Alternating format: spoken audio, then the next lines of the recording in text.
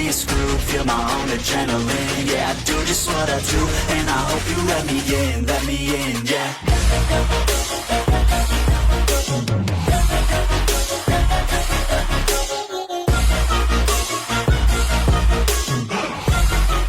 Hello and welcome back, fellow anime lovers, to Cypherfics. I am delighted to have you join us once again in the world of fanfiction and fantasy.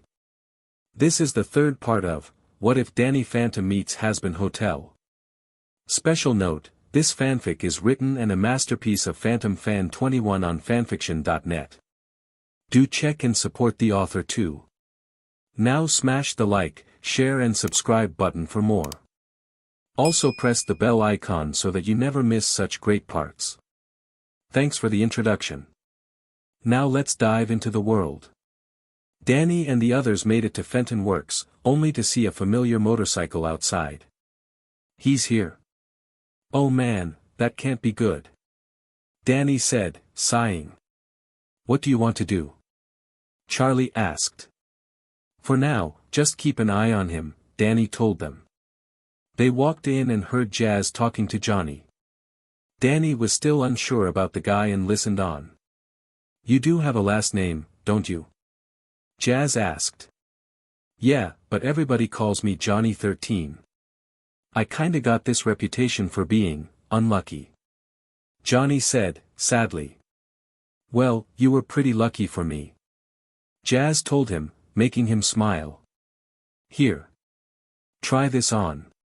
He said, handing her a jacket. Jazz smiles before putting on the jacket. As Jazz and Johnny led for a kiss, Charlie felt something coming from it. Danny quickly acted, slamming the door open as he glared at Johnny, who glared back. Hey, ain't you got a place in here where we can be alone? Like a basement? Johnny asked. As a matter of fact, I do. Come on. Jazz said, leading him away. Yeah, there's something about him that I don't like, Charlie said, making everyone look at her. What do you mean, babe? Vaggie asked. As soon as Jazz put on that jacket, she was ready to kiss him. And they didn't even go on a date. Charlie said before turning to Vaggie. And we didn't have our first kiss until the fourth date. She added. Fifth, Charlie. Vaggie corrected, blushing. And didn't say they were going to the basement? Emily asked. Jazz and Johnny enter the lab and Jazz opens the portal. Cool, Johnny said, making Jazz sigh. No, it's not. She said. But at least my brother can't bug us here. She added, smiling. Jasmine Fenton. Jazz gasped in shock as she saw her parents run down the steps with Danny smirking. You know you're not allowed to bring unauthorized personnel down here. Jack shouted as Charlie, Emily, and Vaggie stood with them. Emily noticed the on portal and could have sworn she saw something in it. You know better. Maddie added. You were about to let some strange punk activate the Fenton portal. Jack and Danny said at the same time. The father and son duo looked at each other, confused.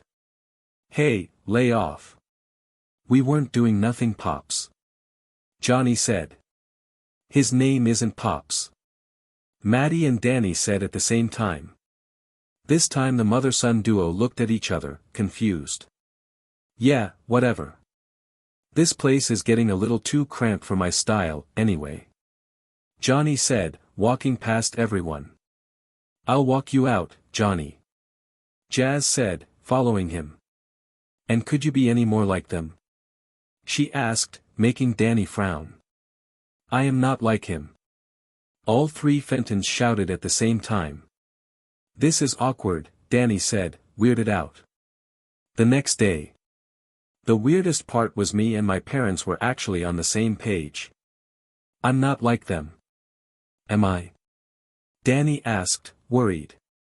I'll admit it was weird seeing that, but you're different from your parents, Danny, Emily said, still trying to understand what she saw in the portal. Not to mention how quickly Jazz started to like him. I get that he saved her, but that was too quick for her. Charlie said. Yeah. It took me a month to get used to you girls when you saved my life. Danny said, agreeing. How did they save your life? Vaggie asked, joining them. Well, as you most likely heard, 2 years ago, I was Dash's scapegoat. He used me for everything. Stealing, detention, peeking into the girls' locker room, those kinds of things. Then one day, after Dash rewards me for my service, these two show up and just start helping me. Because of Dash, I was afraid of going against their wishes and just agreed to everything they wanted to do. Danny said. And we told him time and time again that it was okay if he didn't want to, Charlie added, frowning. So, how did you overcome all that? Vaggie asked. Well, I didn't start standing up to Dash until a few weeks later. He wanted to use me again and I said no. Dash was shocked when he heard me say that and thought I was being a man by standing up to him. And he wanted to show me how much of a man I am. By that, I mean he threw me into the girls' locker room, right when the girls were changing. Danny said, blushing. Me and Emily were there, and were surprised to see him on the floor, Charlie said, frowning. We were still dressed and quickly stopped the girls from beating him up. Once we got the full story, we made sure Dash did detention. Emily said. It was another few weeks before I flat out said no to him all the time, not caring how he showed me what he thinks of me standing up to him, Danny said, shaking his head. And he still tries to use you? Vaggie asked. Pretty much. Danny sighs. We decided that we won't let this mistreatment continue to happen. So, we agreed to show the teacher proof of the A-listers' treatment to other students. Emily said. Vaggie frowns. While she didn't trust Danny, as he was still working his way up to it, she hated Dash even more. He had tried flirting with her many times, and she flat out ignored him. He was way too much of a creep for her. He still hasn't stopped, has he? She asked, getting nods. Mr. Morningstar and Sarah made it clear to them that they can't keep doing this, no matter who's paying them. So far, they haven't done anything, but I get the feeling that they are waiting for the right moment. Emily said. Danny nodded before spotting his sister exiting the school and saw Johnny waiting for her. Hey, Johnny. What are you doing here? She asked, walking up to him. What can I say, doll? No matter how hard I try, I can't stay away. Johnny said, making her smile. Jazz climbs on before they speed away, making Danny frown. Darn it, Jazz. He said, groaning. Charlie and Emily looked at each other, knowing what Danny wanted to do. Say, Danny, isn't there something you need to do? Charlie asked, making him turn. Yeah, I just recalled that there was something you wanted to do and you told us before, Emily added, making him catch on to their plan. Yeah. I do have something to do. Thanks for reminding me, girls. He said, nodding. We can talk more later, Vaggie. See you around? He said to her. Yeah. See you around. She said, confused. Danny then hugged Charlie and Emily before running off. He going to spy on them, isn't he?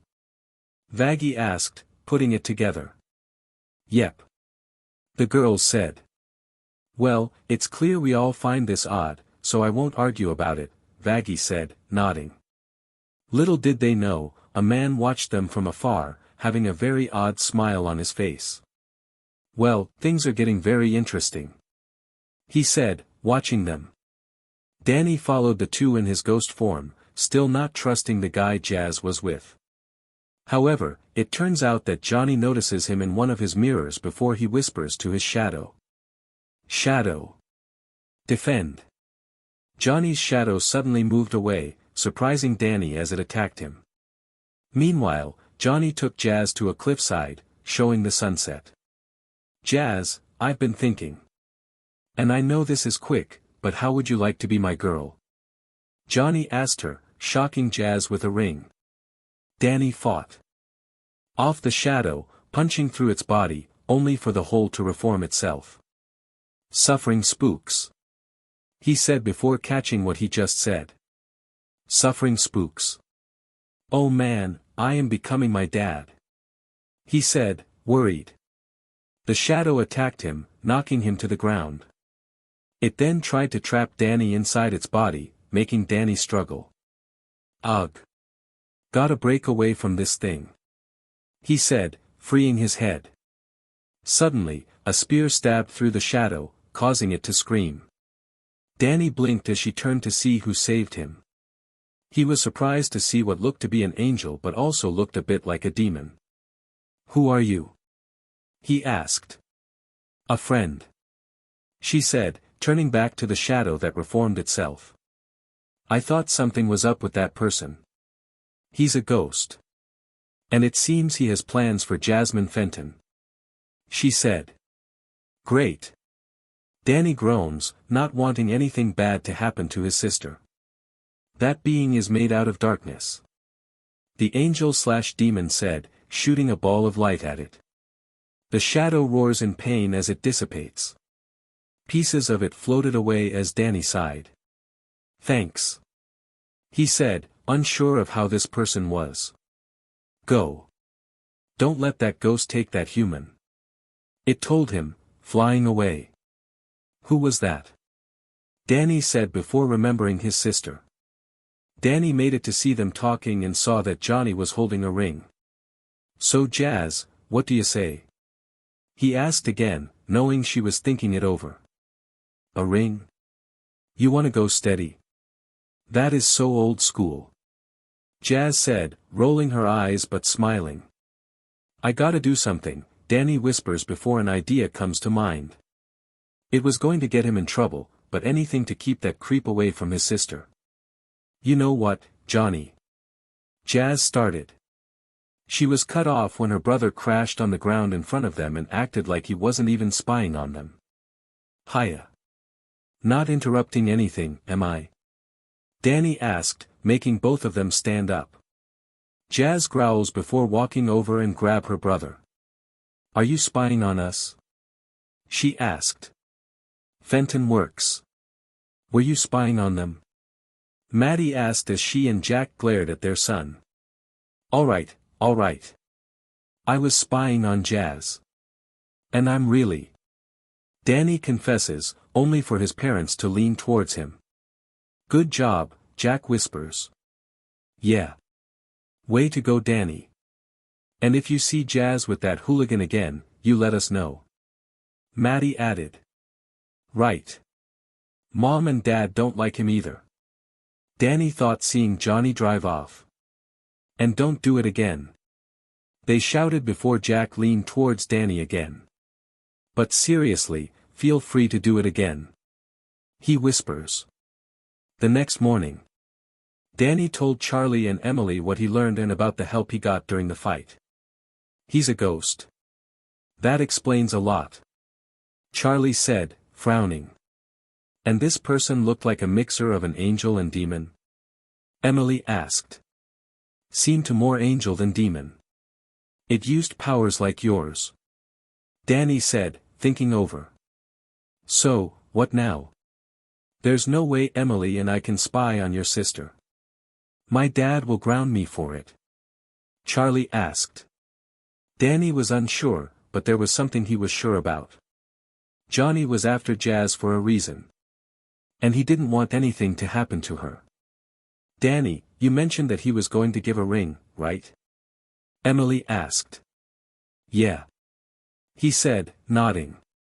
What if the scarf, coat, and ring are making Jazz choose Johnny instead of her own mind? Emily asked, confusing him. What do you mean? Danny asked. Think about it. He's a ghost. He's chasing after your sister. What if he's using Jazz to force her to become his girlfriend for the rest of her life? Emily asked. Or maybe he's using Jazz to get his real girlfriend out of the ghost zone. She added. He has been calling her kitten, Charlie said, thinking. There's only one way to know for sure. Are you girls up for it? Danny asked. Charlie and Emily nod, standing by his side. Fenton works, night. Jazz frowns before spotting someone on the street from her window. Johnny waves at her before she quietly rushes downstairs. Johnny. Hi. She said, opening the door.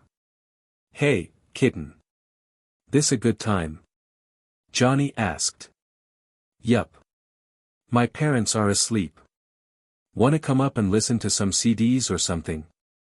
Jazz told him before inviting him inside. Yeah. CDs, he said, knowing he had to get his real girlfriend out tonight. They sneaked back down to the lab with Johnny pulling the ring out again. So, what do you say, kiddo? Wanna be my girl? He asked again, seeing Jazz reaching for it. She's not anybody's girl. They turned to see Danny at the bottom of the stairs, glaring at them. Stop spying on us. Johnny and Jazz shouted. No. I won't. Any more than you would if it were me. Danny said, pulling his sister away.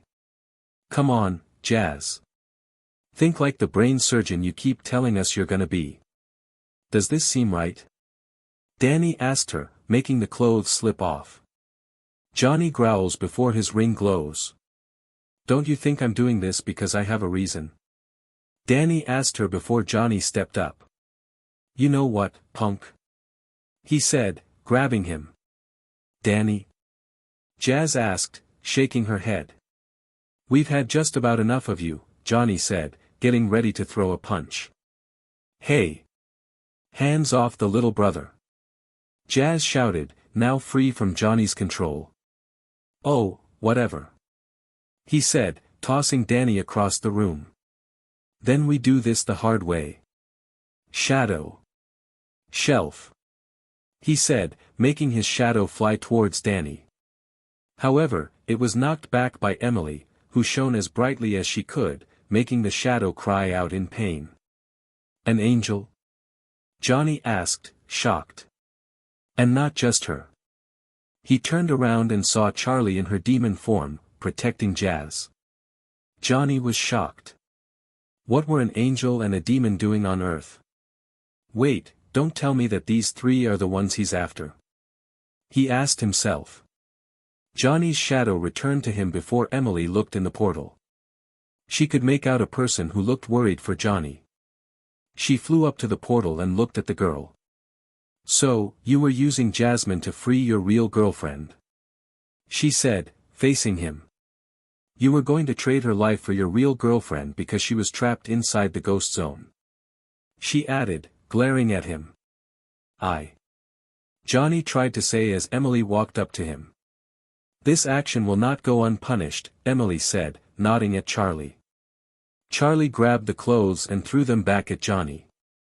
Go back to the ghost zone and give your girl some real help that doesn't involve taking another person's life, Emily said before grabbing him. Come near her again, and you will lead what happens when you cross an angel. She warns him. Johnny gulps, knowing how dangerous angels could be. He quickly enters the ghost zone as it closes.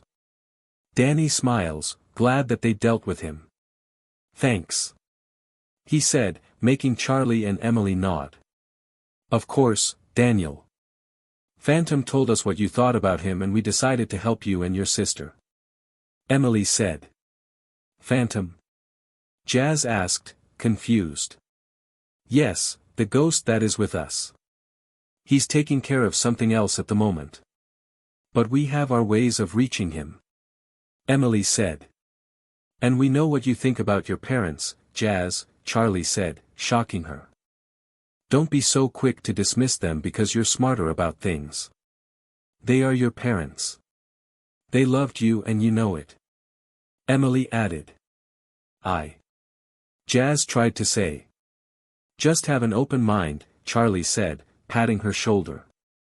You're quite nice for a demon. Jazz said. I'm different than most demons. Not really into the bad girl thing. Charlie shrugs. Well, thanks for the help girls, Danny said, smiling. We aim to help those in need, Emily said, smiling back. See you later, Charlie. Added as she and Emily left. Danny sighs, glad that the plan worked out. And his sister was safe. "How are you feeling, Jazz?" he asked.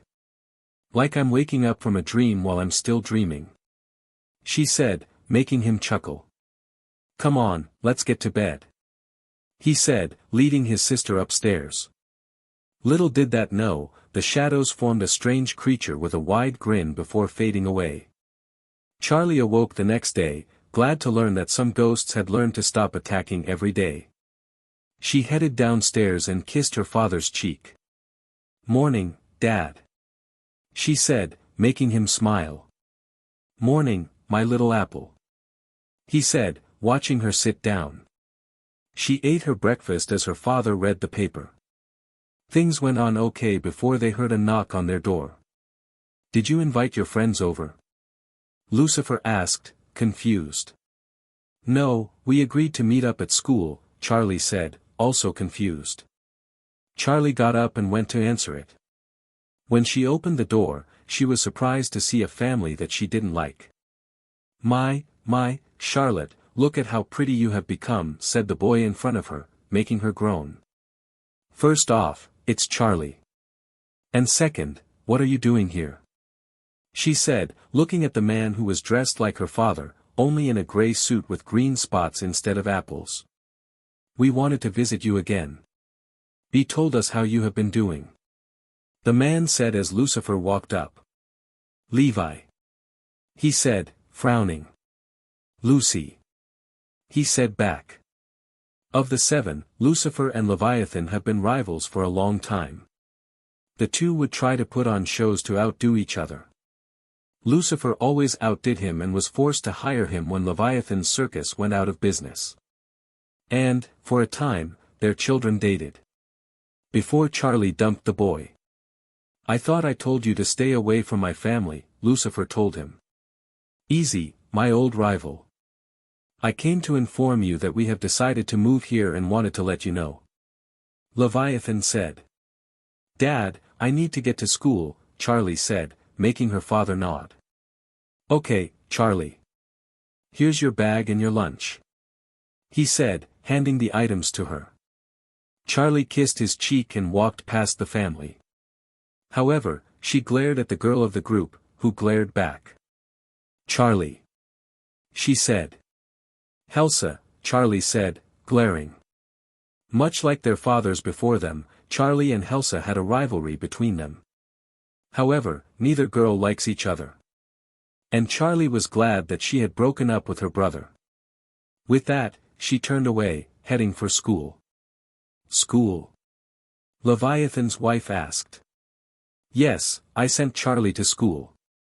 She's a growing girl and has to learn as much as can before she takes over," Lucifer said, glaring at his rival. "I see," Leviathan said, thinking. "Father?" his son asked, noticing his look. "Well, we let you know what's going on and it was great catching up, Lucy.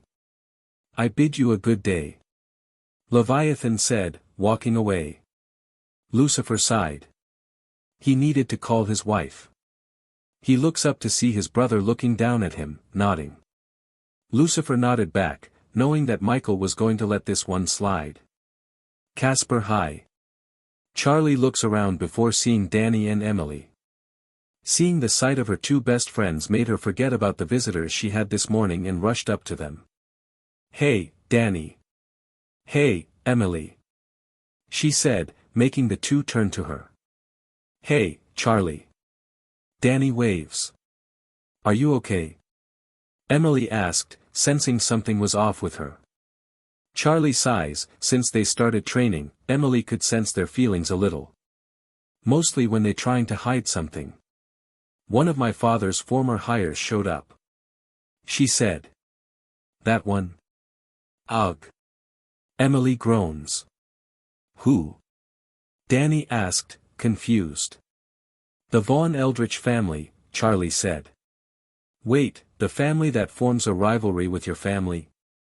Danny asked, shocked. "And I used to date Leviathan," Charlie said. "The guy that turned out to be a huge JRK like Dash." Danny said, remembering that story. "Bigger," Charlie said, sighing.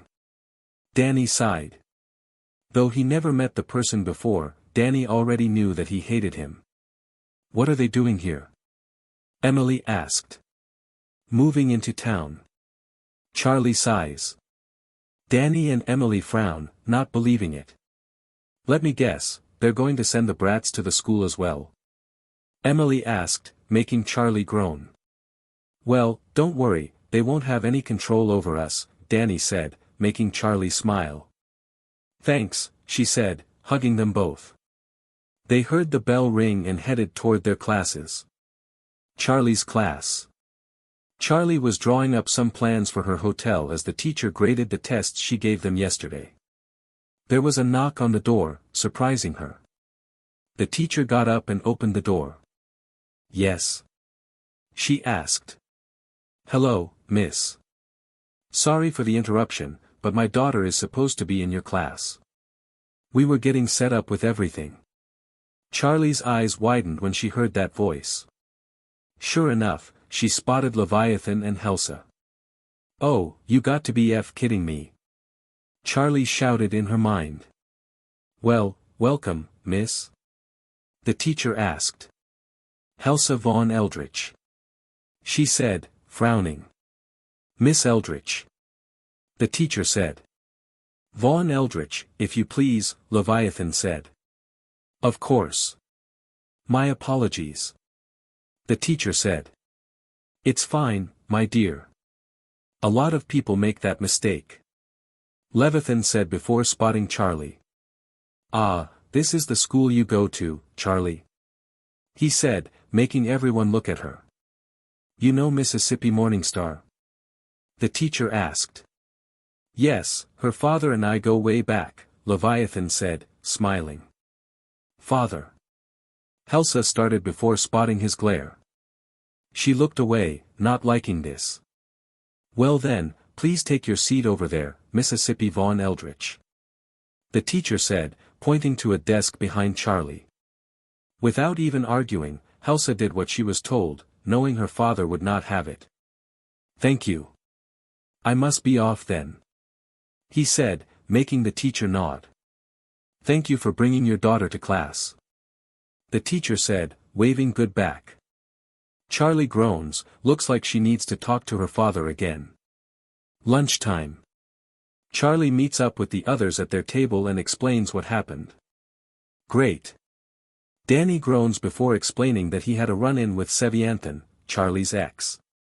Did he try anything? Emily asked. Other than look down at me, no, Danny said, shaking his head. Excuse me, you're in my seat. Everyone looked to see Seviathan glaring at Danny, making him roll his eyes. Beat it, Seviathan. Danny is allowed to sit with us. Charlie said, glaring. So, this is the guy you dated? Emily asked, already not liking him. Charlie nods before Danny turns away. Look pal, if Charlie says she doesn't want you near her, then respect her wishes. It's never going to work between you two. Charlie is already dating someone else. And no, it's not me. Danny told him. Seviathan growls, looking ready to try something, only for his sister to push him away.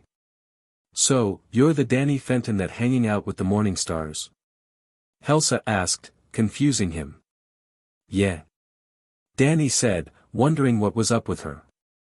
You know, I could never understand why Seviathan would ever date Charlotte. But I got to admit, she knows how to pick some boys. She said, smiling. I'll have you know that Danny is my best friend, Helsa. He's been my friend for 2 years. Charlie said, knowing what she was trying to do. Really? And you're not dating him? Helsa asked, unknowingly making Danny blush. No, but I still care about his feelings. I'm dating Vaggie. Charlie said. Who? Seviathan asked. Me. They all turned and saw Vaggie walking up, glaring at the two siblings. She knew who they were and wasn't about to let them try anything against Charlie, Emily, and Danny. You're dating this girl? Come on, Charlotte. You can do better than that. He said, making both Charlie and Vaggie mad. I'll have you know that Vaggie doesn't go around and treat Charlie like she's some kind of object. Vaggie actually cares about Charlie's wants and needs. She doesn't force her into anything she doesn't want or try to make her into someone that you want her to be. If Vaggie makes Charlie happy, then that's all that matters. Danny said, defending both of them. Vaggie was shocked to hear that. She was aware that Danny did have a crush on Charlie and Emily, but he approved of her dating Charlie because he cared about their happiness. What is with him? Why is he so different? She asked herself, still lost on how kind and understanding he was. Yeah, they spoke a few times, but she still couldn't get over how different he acts compared to the last guy she spent time around. Who asked you, middle class? Leviathan said, growling. Now, Sev, remember what Dad said. Helsa said, stopping him. What is she planning? There is no way she would ever defend someone like Danny. Charlie thought, knowing something was up. Leviathan growls before walking away. Helsa then turns and looks back at Danny. See you around, cutie. She said, winking at him. Danny looked confused as Charlie nearly blew up. What was that about? Danny asked, lost. Danny, whatever you do, turn down all advances from her. Charlie shouted, shocking everyone. Wah? Danny asked, even more lost. I know what that bee is trying to do, and I'll be damned if she thinks she can get away with it. Charlie growls, shocking everyone. Wow, babe. I've never seen you this mad before. Vaggie said. Trust me, I had to deal with her a lot when I was dating Leviathan.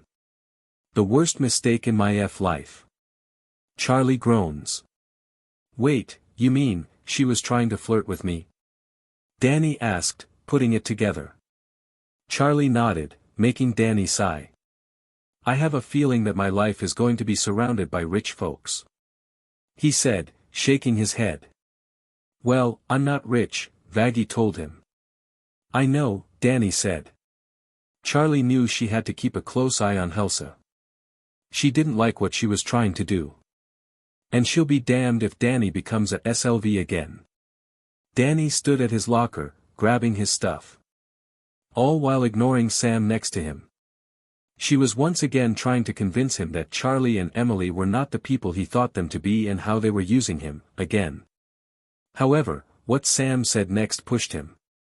And you believe everything they said like you're their pet. Come on, Danny, you can better than. Slam. Danny slams his locker door closed so hard, it made everyone who heard it jump, even Sam. I'm tired of sounding like a broken record, Sam. I'm tired of you trying to force me away from Charlie and Emily because you can't accept that they are different from most other rich girls. I'm tired of explaining to you that they saved my life. If you think I'm going to say, yeah, Sam.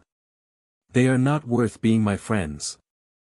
I should hang out with you a lot more, then you have no idea how to make friends. Danny told her. And I'm not their pet. He shouted. Sam looked ready to say more, but Danny overspoke her. Don't you dare. No matter what you say, I'm not leaving Charlie and Emily because you can't see past your own little world that nothing is what you think it is. He told her. Danny, they.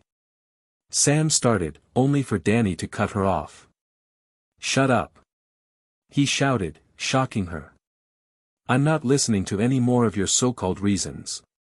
If you can't accept that Charlie and Emily are different from most girls, then you have no right to try and force us apart. I'll say this one last time. They saved my life. They saved me from going down a dark road and I'm grateful for it. So, if you want to continue to try and force me away from Charlie and Emily, then I'm filing a restraining order on you. He said, turning away. Danny, you can't just trust them like that. Sam yelled, but Danny walked away. I can. And I do. Goodbye, Sam. He said, going to find his friends. Sam wanted to chase after him but started to hear whispers from her classmates. I can't believe she's still trying to drag Fenton away from his friends. Yeah, they've been together for 2 years now. You would think she'd get the hint. Never thought I see someone so petty trying to break up a group of friends. I am not petty. Sam shouted, but everyone ignored her. And she wonders why no one agrees with her ideas. Yeah, I say Fenton is better with those two. Sam growls. She couldn't believe that everyone was against her. Why couldn't they see that Danny was being used?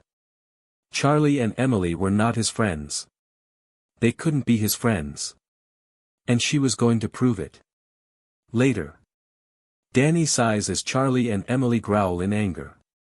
Our pet. They shouted, not believing Sam would call Danny that. Well, I'm done trying to explain to Sam that you girls are my friends, and I'm going to ask for that restraining order, Charlie. He said. Gladly. I am so sick and tired of that goth bee. Charlie said, pulling out her phone. Add me to it as well, Emily said, also tired of Sam. Everyone was tired of Sam trying to break them up because she thinks that Charlie and Emily are like other rich girls. Danny never forgot what Charlie and Emily did for him. He was happy to have them as friends. It didn't matter if he gained crushes on them. They were his saviors and he owned them his life. Done, and done, Charlie said, hanging up. So, she can't be near us? Emily asked. It takes effect next week, but there's nothing she can do about it. My dad hires the best lawyers who won't turn a blind eye to everything. Not even if someone tried to pay them more money. Charlie said. Glad to hear that, Danny said, knowing that Charlie and her father don't use their money for everything. So, what do we do about Sam until then? Emily asked. Ignore her, Vaggie said, walking up. Hey, Vaggie, Danny said, making the girl look at him. She couldn't understand why he was so nice to her. She was having a bit of trouble believing that he stood up for her and Charlie when Charlie's ex dismissed them. Even stranger is that he defended them despite his own crush on Charlie. Are you okay, Vag? Charlie asked, snapping her out of her thoughts. Yeah. Listen, Charlie. Can I speak with Danny? She said, surprising everyone. Well, I'm not against it, but why? Charlie asked. Just want to see why you're good friends with him, Vaggie said, confusing Danny. Well, okay. Do you want to speak with him alone?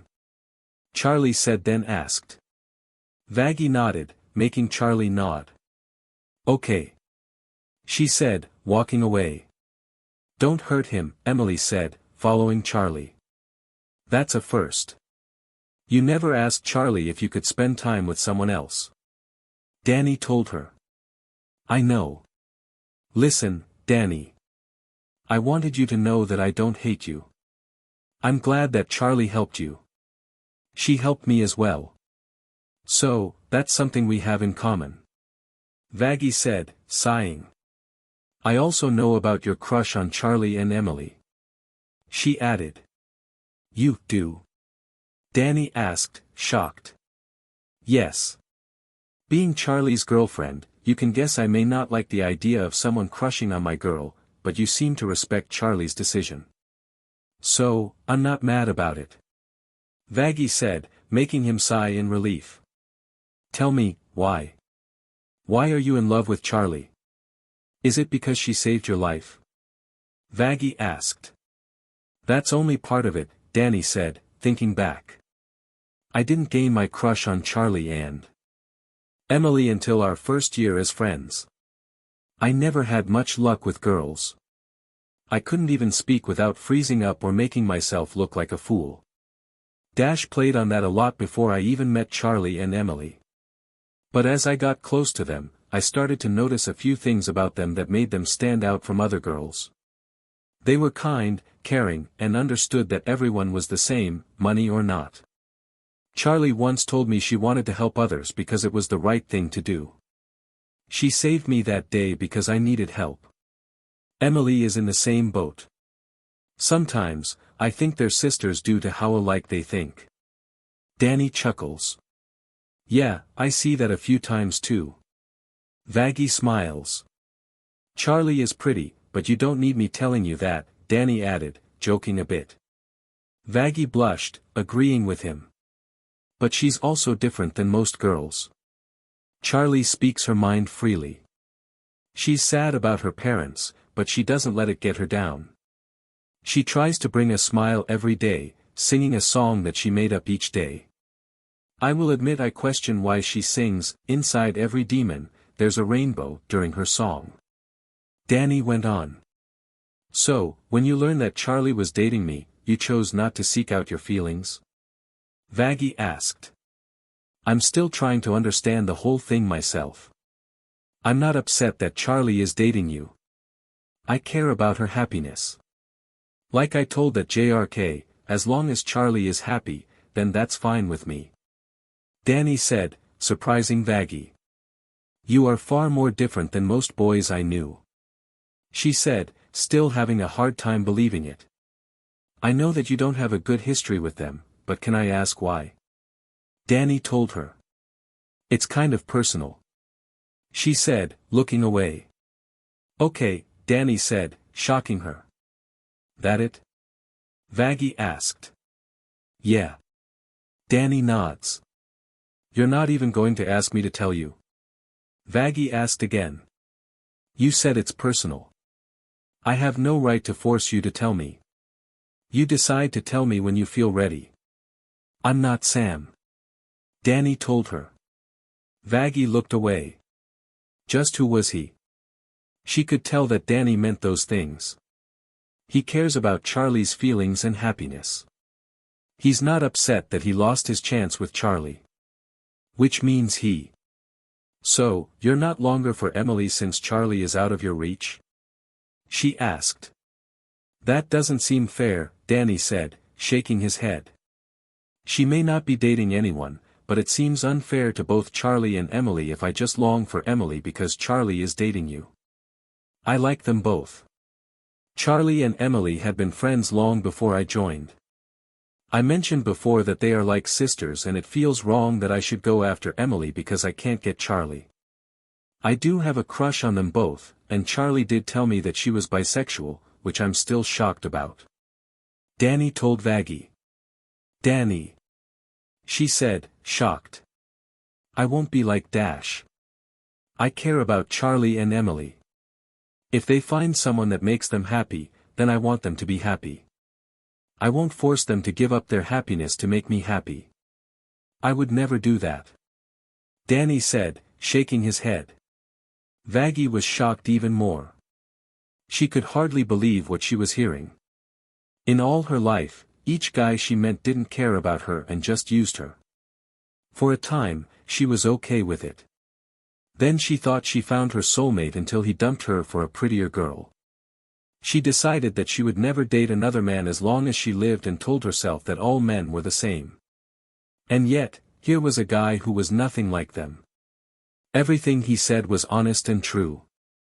He didn't want to betray their trust after they saved his life. He also cared about them, not wanting to force them to give up everything just to make him happy. Who the hell is this guy?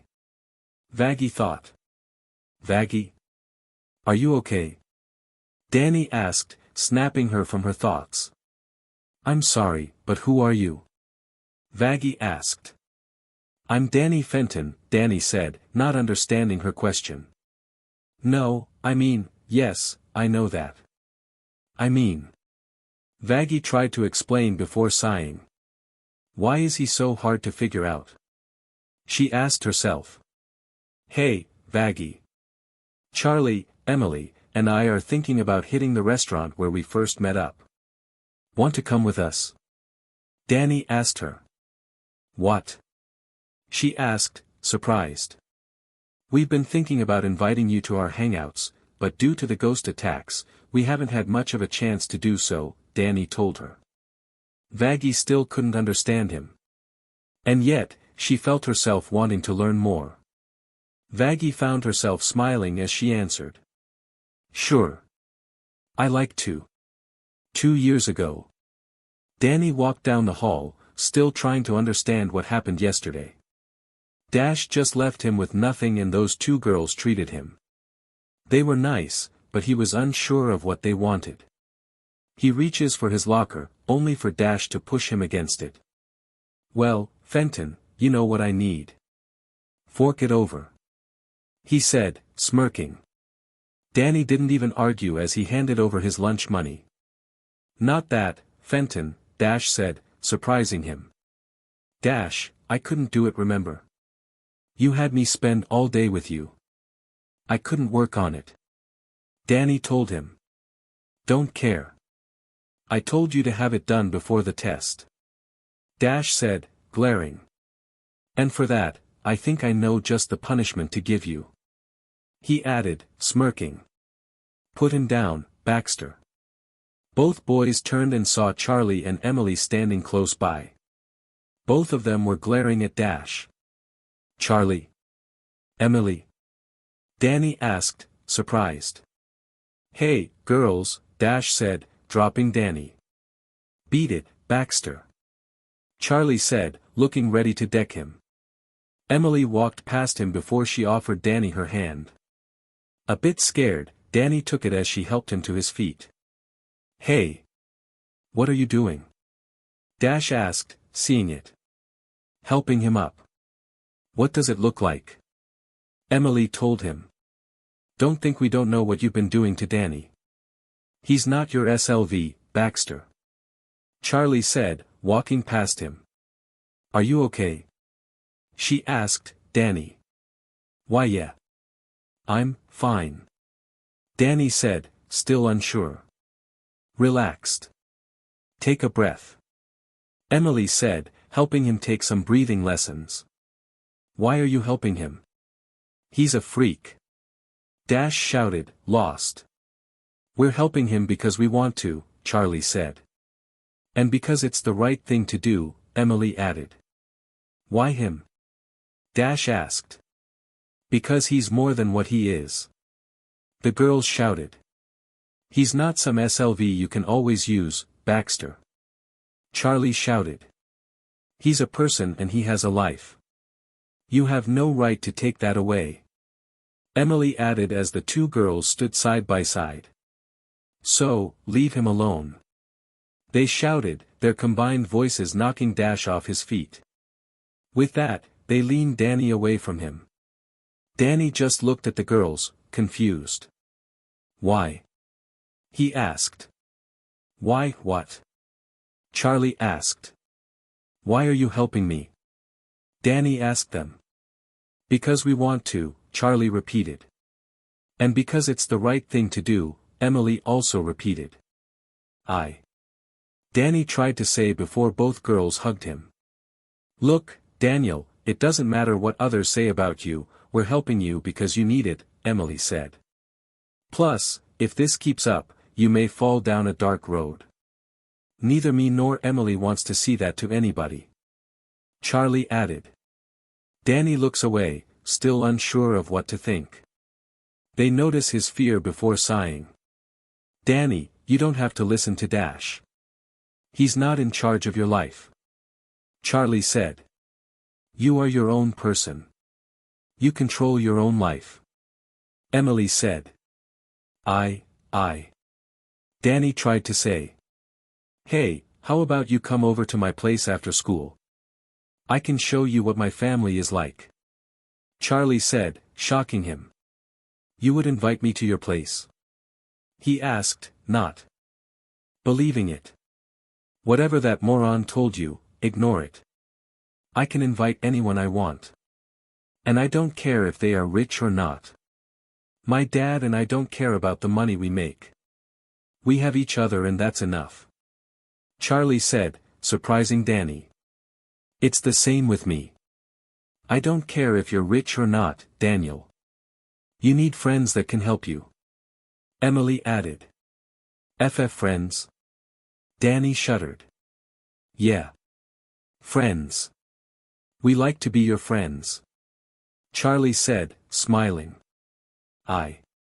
Danny tried to say. They want to be my friends. Why? Do they want something in return? He thought. Danny, we don't want anything from you. Well, not completely true. Charlie said, guessing what he was thinking. What we do want is your friendship and trust. We understand that it will take a while, but we're not going to force you to do anything. Emily said. Danny was speechless. These two girls were too nice and he couldn't stop thinking they were after something. Charlie and Emily noticed and sighed. Dash did a lot more than they thought. Look, Danny, just give us a chance. We promise we have no tricks waiting for you or this some plan to embarrass you. We're not those kinds of girls. Charlie said, placing a hand on his shoulder. Danny still looked unsure but nodded.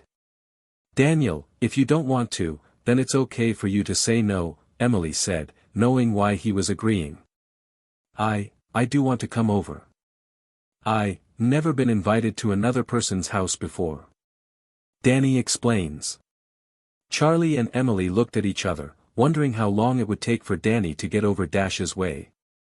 After school, Danny followed the girls towards Charlie's house, though he was shocked to find it a mansion with apples on it. My dad loves apples. He calls me his little apple as well.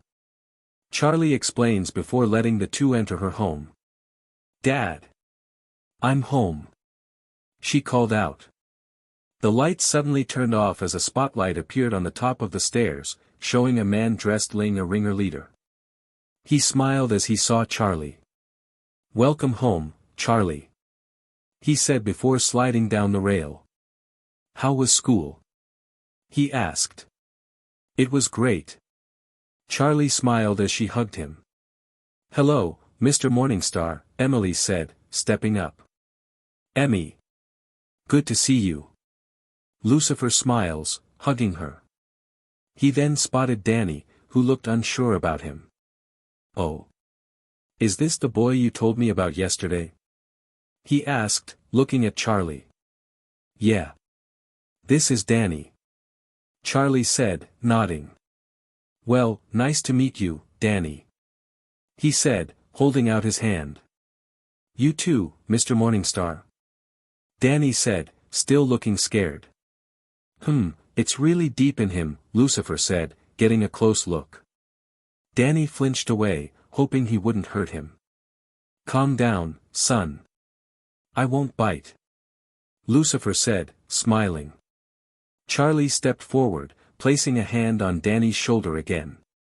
Don't worry, my dad is a nice guy. Just don't get him mad. She said. Charlie? I don't think that will help. Emily said. Lucifer smiles before patting Danny on the back. He could tell that this boy had a long road of recovery on him. And he was going to help him in his own way. A few days passed and Danny, Charlie, and Emily were on their way home. For once, the night was peaceful. And the three looked ready for a good night's sleep. One of these days we need to have a sleepover, Charlie said, smiling. Oh. We haven't had one since we were 10. Emily said, liking it. What about you, Danny? Charlie asked him. Well, I'm not too sure your dad will let me sleep in the same room as you two, Danny said, blushing a bit. Charlie rolled her eyes. She'll deal with her father when everything was set. Finally. One day where I get home on time without any ghost detours making me miss my 10 o'clock curfew. Danny said, looking at the clock. Didn't you call your parents to tell them you might run late? Emily asked, waiting for the jinx to show itself. Sure enough, Danny's ghost sense appears, making the three stop and look up. They saw 3 old vulture ghosts flying, phasing in and out of 3 houses, scaring the people inside as they went. Or not. Danny groans. I really need to keep my mouth shut. He thought as they hid behind a van. Danny flew out in ghost form as Emily and Charlie followed. Emily was once more carrying Charlie. Why didn't my form come with wings? Charlie whines as Emily keeps up with Danny. You fellas look lost. Any chance of you staying that way, Danny asked them. Mind your own business, fancy pants ghost boy. One of them said and then flew off. That was weird, Emily said. And they called you fancy pants? Charlie asked. Danny shrugs before they follow the ghost vultures all over town before Danny phases the three of them into a bus. Hey, we've been circling this town for hours. We could have been halfway to Florida by now. Ask for directions. One of the vultures said. I know where I'm going. The first argued. You so do not. Ask them. The third said pointing at the three. Ask us what? They asked, confused. The vultures flew out and the three followed them. They all floated in the air before one of the vultures sighed and flew up to them. We're on a search and destroy mission. Can you help us find and peck to death this guy here? The vulture asked, showing them a picture of a younger Jack Fenton. Dad? Danny asked, shocked. They going to kill Mr. Fenton? Emily shouted. See? I told you they'd know where he is. The second vulture said. Yeah we do, but you won't be getting him, Charlie said, jumping out of Emily's arms. She tried to grab the vulture, but it moved out of her way. Charlie started to fall before Danny caught her before she could fall more than a foot. Right idea, wrong place, Danny said, holding her. Sorry, Charlie said, cursing her lack of flight powers. They're getting away. Emily shouted, making Danny fly up to her. They quickly gave chase, flying all over town. They chased the vultures until they came near the clock tower, seeing the time. Ack. It's almost 10. Danny said, worried. I'll call your parents. I'll let them know you're running a bit late. Charlie said, reaching for her phone. Oh drats.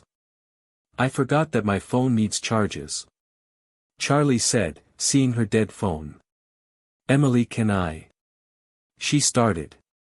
I left it at home, remember? Emily told her. And mine go smash yesterday, Danny added. Of all the rotten luck. Charlie groans. Look like just deal with these guys and head home as fast as we can, Danny said, pulling them behind the clock's hour hand. The vultures stopped when they lost sight of the three. Suddenly, they jumped out and grabbed a vulture each. You know that old saying about a bird in the hand? Danny asked as all three of them threw the vultures into each other. Seeing that they were outmatched, and sensing what Charlie and Emily were, the ghost vultures flew away, not seeing that they lost a hold of something. And don't go messing any windshields on your way out of town. Danny called out. Ugh, my dad hates that. Charlie groans. Emily spotted the picture before grabbing it. I wonder why those guys were trying to waste your dad. Emily asked, giving it to him. Danny looked at it before they heard the bell chime, showing it was now 10. Oh, man. Dad. Danny said, knowing he was late. The three quickly headed off after Danny set Charlie on the ground. Danny made it to his house and opened the door. You're late again, young man. Danny looked up and saw his parents, looking upset. Something told him that Charlie and Emily were in trouble as well. Oh, poop. He said, groaning. Later. Danny sat on the couch as his mother was growing tired of this new lifestyle. Jazz was in a chair, reading a book as Jack worked on a new invention.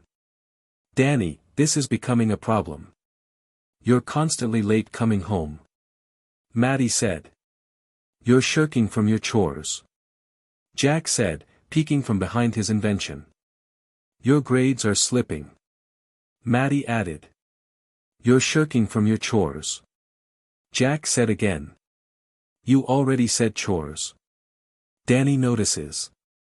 I know, but when you don't do them, I get stuck with them, Jack said, unhappily. Look, I'm under a lot of pressure. You two have no idea what it's like to be a kid today. Danny told them, knowing he had to keep his powers a secret. Come on, Danny. That's the oldest excuse in the book. There's nothing you're going through that your father and I didn't go through when we were your age. Maddie said. She didn't see Danny's elbow turn intangible, almost making him hit his chin on the couch's arm. Yeah. Well, I beg to differ. He challenges. The reason Danny doesn't think you can relate to him is that you never take the time to tell him about your childhood. Jazz said, speaking up for the first time. Jazz, Danny said, annoyed. Have you ever told him how you met? About your first date? Jazz went on. Jazz, Danny said, even more annoyed. Where you went to college? Jazz added. You know, Jasmine, that's a great idea. Jack said. It is? Jazz asked, confused. What is? Maddie asked, just as confused. This is. Jack said, pulling out an invitation to a college reunion party for the University of Wisconsin. You can come with your mother and I to our college reunion. Jack smiled. I can. Danny asked, confused. Wisconsin? Jazz asked, confused as well. Sure. My old pal Vlad is throwing a huge shindig there. We'll take the RV so the whole family can go together. You can learn more about your mother's and my college days, and while we drive, I can blather on about ghosts. Jack cheered before his invention started working, by shooting green goo on Jazz's head. Ha! It works. I can't wait to blather on about that, too. Jack cheer. Later. Wisconsin. Yeah. Thanks to my sister I have to go to a reunion just so I can relate to my parents. Danny had called Charlie and Emily on his computer and explained everything to them. I get she was trying to help, but couldn't she just act like herself? Charlie asked. Nope. While what you girls said has stuck with her, she prefers to be an adult in a teenager's body, Danny said, shaking his head. You know, it's funny. My dad wanted us to take a trip together. He said it had been a long time since we did anything together. And I'm looking forward to it. Charlie said, surprising them. That's funny, Sarah told me she's taken a vacation from her job and she wants us to go somewhere together, Emily said, surprising them. Okay, what are the odds that the three of us going on trips at the same time? Danny asked, finding this odd. We heard ya. The girls said. All three of them sigh. At least they don't have to worry about ghosts when they're gone. Sarah wasn't able to close the portal down, but she did make Jack and Maddie leave their portal off when not using it as well as during the night. It had given them a chance to sleep without needing to patrol the town every night. Well, I wish you girls luck on your trips, Danny said, knowing he had to get some sleep before their trip. You too, Danny. They said before they all went to bed. The next morning. An RV was driving down the road. Inside, Jazz is sitting next to Danny in the back of it. How does this happen? You goof up, and I have to spend 4 days jammed in the Fenton Ghost RV? Jazz asked. This was your idea. Danny thought, ignoring her. That's the Fenton family ghost assault vehicle, folks. Every button in this baby is a ghost's worst nightmare. Jack said, proudly driving. Ugh. I need some air. Danny said, trying to find the button to open a window. Don't press any buttons. Jazz shouted, but it was too late. Several weapons suddenly appear on the outside of the GAV.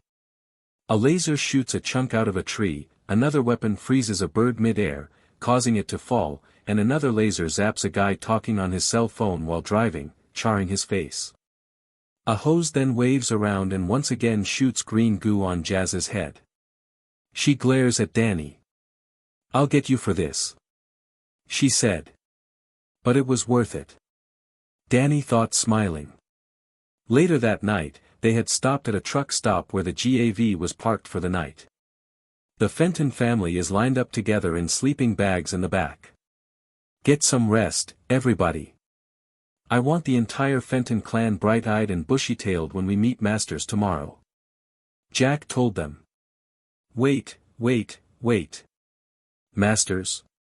As in Vlad Masters? Who was named Affluence Magazine's Billionaire of the Year? Jazz asked, shocked. That's the guy. In college, he was my best friend. We were very popular guys. Roommates, lab partners, we did everything together. Until the thick fingers of fate stuck themselves right in Vlad's eyes. Jack explained. Flashback. A younger Jack and Maddie were in a classroom with a smaller version of the ghost portal that would later be used in their house. Along with them was Vlad Mstr. I'm telling you, Jack, it won't work, Vlad said to him. Bogus, V-man. It totally will. This proto-portal is guaranteed to bust open the wall into the ghost dimension.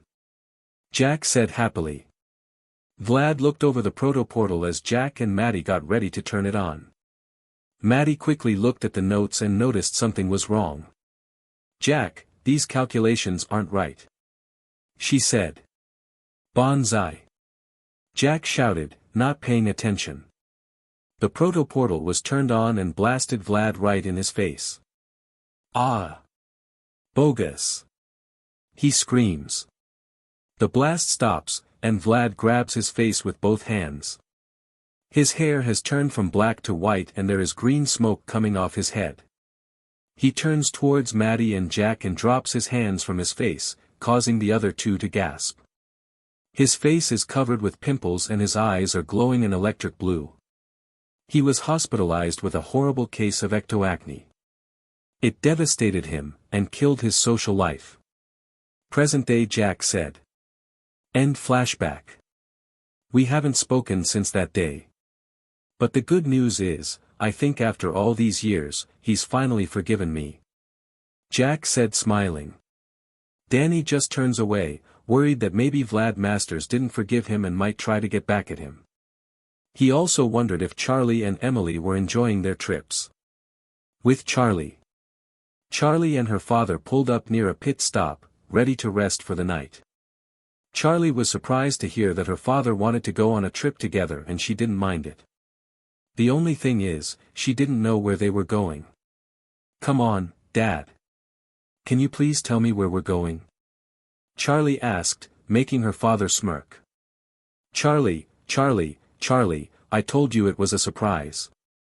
He said, making her pout. Cheer up, my dear. We're just going to see an old friend of mine. Well, he's more of an ex-business partner that tried to screw me out of my circus before you were born. Lucifer said. Wait, you never told me that, Charlie said, surprised to hear that. Did you think that I only had to deal with Levi at the time? Lucifer asked her. Well, yes. You told me stories about the rivalry you two had. You never mentioned anything about almost losing your circus. Charlie said. Very well. It started when your mother and I got married. We were placing the 7 Deadly Sins circus under our names when this man appeared before us, asking if he could act as our sponsor. We gave it some thought and told him no. Then, a few days later, he somehow got the judge to force us to take him as one. However, your mother and I were not so easily fooled. We fully read the contract and saw what he was going to do to my circus. And we got our lawyer to undo everything he did. Lucifer told her. Who was that guy? Charlie asked, upset that someone would screw over her father. Vlad Masters, Lucifer said, shocking her. Wait, Vlad Masters. The rich guy? Charlie asked. The same one. I heard he's throwing a reunion party at his place, and I feel it would be wise to keep an eye on him. Lucifer said. Reunion? Danny told me that he was going there. Dad, did you know about that? Charlie asked, shocked. No. And I must admit, I have no idea. That boy really surprises me at times. Lucifer said, thinking. Charlie sighs. She could tell that this really was a trip her father wanted to take and she was having fun. But she had no idea that they were heading to the same place Danny was. It was like the world wanted to keep them together. I have a feeling that Emily is also heading towards the same place me and Danny are. She thought. With Emily. Emily yawns as Sarah takes her to a hotel for the night. Emily had admitted it's been a long time since did anything with Sarah. However, she needed to ask one question. What brought this on, Sarah? She said, making the older woman turn to her. You rarely take vacations, and when you do, it's only for a few minutes. She added. Sarah sighed, knowing that was true. She also knew that her job was keeping her away from Emily. I know it seems odd of me, Emily. And I'm happy you have friends. But I felt like I needed to understand you better. I have tried to take vacations many times. But each time they start, I'm called right back in. So, to prevent that, I didn't bring my phone with me. Sarah said. Sarah. Emily started. I promise your mother that I will watch over you. I would raise you as if you were my own. I do take notice of some things in your life. I know about daughter of Morningstar and the boy you helped 2 years ago. Sarah said. You do? Emily asked, shocked. I know it may seem like I don't notice, but I did. Daniel is a nice boy and I'm glad that he's no longer the person he used to be. Sarah said. That was Dash's fault, Emily said, crossing her arms. And I have ways to deal with him and his family when the time comes, Sarah said, nodding. She never did like the Baxters. Always thinking they were on top of everything. They even babied their son, not knowing what he was truly doing. She also came to hate the Mansons as well. While she wouldn't call herself friends with the Fentons, she did understand them enough to know they were just being themselves. The Mansons, however, looked down at them. And they have tried to use her to get the Fentons kicked out, or thrown into an asylum. Both of which she turned down. She also hated it when they told her that Daniel was hanging around Emily as some kind of gold digger. She blew up at them, telling them they don't care about the money they make. And she looked into Daniel's history. He was not a gold digger and Emily enjoyed his company. Sarah. She snapped from her thoughts, hearing Emily's voice. Sorry, Emily. Just thinking of my meeting with the Mansons. She said. Are you still working on that restraining order for Sam? Emily asked. Lucifer and I are going over some things you wanted with her and we have agreed on a few things. But some of the things you're asking seem a little, what's the word, childish. Sarah told her. Okay, maybe we let our anger get the best of us at the time, but we are tired of dealing with Sam each time we're in the hallways or during lunch, Emily said. I also know that you three wish to share classes together. I'm already working at that. Sarah said before she felt Emily hugged her. Thank you, Sarah. She said before Sarah's shock was replaced with a smile. You're welcome, my little angel. She said, hugging her back. So alright folks, that's all for today. Stay tuned for part 4. Do subscribe, like and share for more such videos. Also check out the story and author Phantom Fan 21 on fanfiction.net. Press the bell icon to be notified first on release. See you in the next video. Till then, goodbye.